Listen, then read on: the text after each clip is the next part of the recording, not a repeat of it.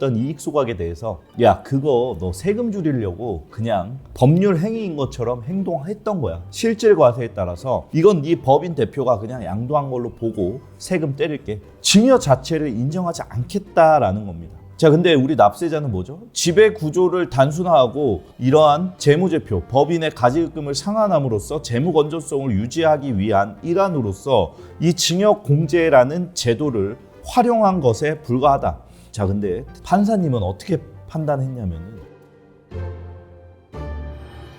안녕하세요. 이종원 회계사입니다. 저번 시간에 말씀드렸던 이익 소각 판례에 대해서 다시 한번 설명을 드리고자 영상을 이어서 촬영을 하겠습니다. 자, 먼저 사건에 대해서 판사님들이 어떻게 판단을 하였냐면은 증여로 하여서 보충적 방법으로 평가를 했고 증여가액 5억 8천의 배우자 증여 공제 한도가 감소했다. 즉 이 대표가 배우자한테 주식을 줄 때 10년간 배우자 공제 한도를 6억 원 사용할 수 있는 어떻게 보면 일종의 인센티브가 있었는데 그거 인센티브를 소진했다. 이 증여로 인해서 원고가 아무런 손실이 없다고 볼 수 없다라고 얘기했습니다. 즉 너가 10년 동안 활용할 수 있는 6억의 공제라는 한도를 이미 써버린 거 아니냐라는 겁니다. 그리고 이 사건의 실제 소유자이고 증여 시 가액 평가가 과소하면은 증여세가 다시 또 부과될 수도 있겠죠. 그리고 주식의 소유 관계와 배우자 증여 공제한데 그 다음에 증여받은 주식의 평가액을 고려하면은 진위 아닌 허위 의사 표시를 요소로 하는 법률 행위 가장 행위라고 볼 수 없다. 즉 이 증여라는 행위 자체를 무효로 볼 수 없다라고 판시하였습니다. 그리고 이 부분에 대해서 임시주주총회를 열어서 그 증여받은 주식을 매수하는 그리고 소각하는 이익 소각하는 이 절차를 상법상으로 주주총회를 열어서 소각했기 때문에 이 주주총회 역시 법률상 유효한 절차를 거친 법률 행위로 역시 가장행위로 볼 수 없다. 여러분들 상법은 절차법이잖아요. 절차를 준수하였기 때문에 이 절차를 준수한 상법상 행위에 대해서 부인할 수 없다라고 판시하였습니다. 증여 또한 유효했고 이익 소각을 위한 주식 매입에 대한 임시주주총회 또한 유효했다라고 판시를 했습니다. 근데 이런 거를 만약에 안 해놨다, 임시주총도 열지 않았고 주총 의사락도 만들어두지 않았다면은 어떻게 됐을까요?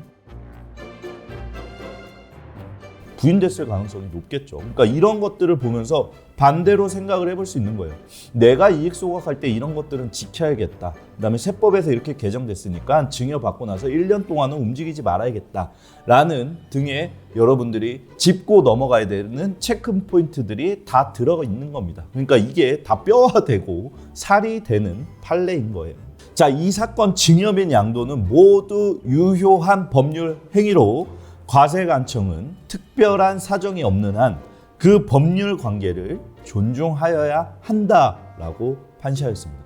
저는 이 문구를 보면서 굉장히 가슴에 웅장한 그런 떨림을 얻었습니다. 왜냐하면 과세관청이 굉장히 무리하게 과세를 하려고 하는 거에 대해서 어떻게 보면은 법원에서 제동을 건 거나 마찬가지이기 때문입니다.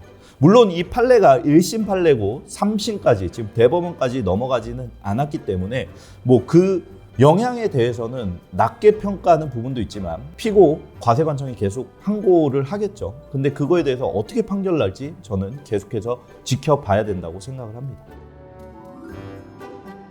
자, 그렇기 때문에 증여와 양도를 하기 위해서는 증여할 때는 비상장 주식 평가에서 평가보고서 꼭 남겨두시고 그 다음에 증여세 꼭 신고를 해두시고 비과세라고 할지라도 그 다음에 이익 소각할 때는 반드시 주주총회 열어서 소각 결의하시고요. 그 다음에 배우자한테 증여한 뒤에는 1년 동안은 움직이지 마시고요. 그 다음에 이후에 양도할 때 역시 잘 주주총회도 열어서 상법상 절차들을 반드시 확인받아 놓는 것. 그러니까 회사 내부적으로 만든 서류가 아니라는 것을 또 확인받기 위해서 또 무슨 절차를 하시죠?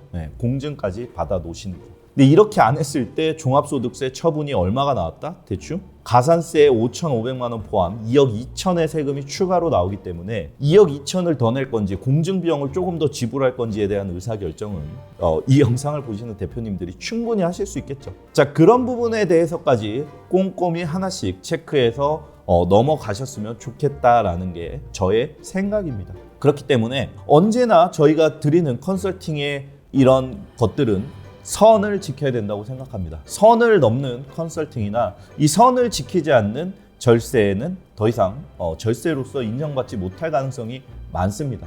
그래서 요 이익 소각 사례도 사실은 증여하자마자 바로 소각을 거의 바로 진행했거든요. 그래서 과세관청에서는 약간 좀 세게 이렇게 소송까지 불사하고 과세를 때린 게 아닌가라고 생각이 듭니다. 근데 여러분들 항상 주의하셔야 될 거는 과세관청은 항상 지켜보고 있다는 것을 염두에 두시고 꼭 행동에 실행에 옮기시기 전에는 저와 같은 전문가와 반드시 상담하시기 바랍니다. 영상을 보고 이익 소각에 대해서 조금 더 궁금하신 점이 있으신 분들은 저한테 개인적으로 문의를 주시면 친절히 상담 도와드리도록 하겠습니다. 자, 여기까지 어니스트 텍스의 이종원 회계사였습니다. 다음 시간에 또 찾아뵙도록 하겠습니다. 감사합니다.